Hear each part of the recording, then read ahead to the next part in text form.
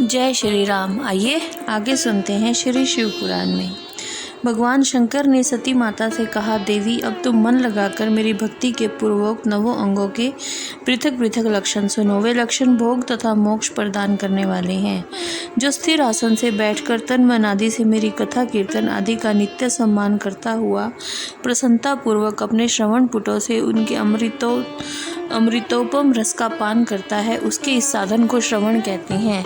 जो हृदयाकाश के द्वारा मेरे दिव्य जन्म कर्मों का चिंतन करता हुआ प्रेम से वाणी द्वारा उसका उच्च स्वर से उच्चारण करता है, उसके इस भजन साधन को कीर्तन कहते हैं।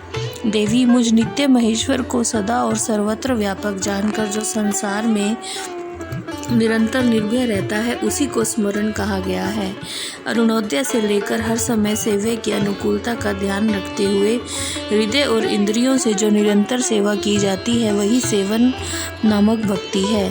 अपने को प्रभु का किंकर समझकर हृदयामृत के भोग से स्वामी का सदा प्रिय संपादन करना दास्य कहा गया है।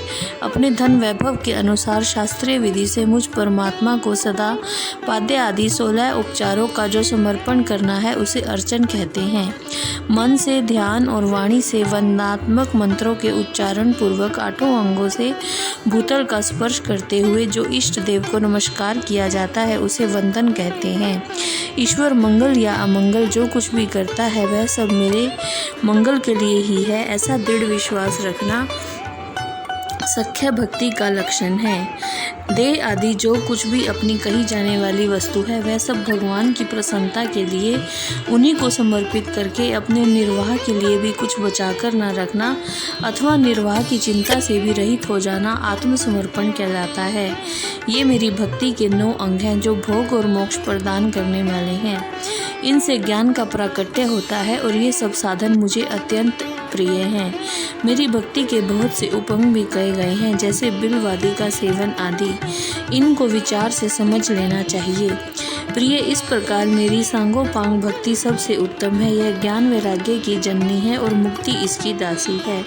यह सदा सब साधनों से ऊपर विराजमान है। इसके द्वारा संपूर्ण कर्मों के फल की प्राप्ति होती है। यह भक्ति मुझे सदा तुम्हारे समान ही प्रिय है। जिसके चित्त में नित्य निरंतर मेरी भक्ति यह निवास करती है, वह साधक मुझे अत्यंत प्यारा है। जय श्री राम।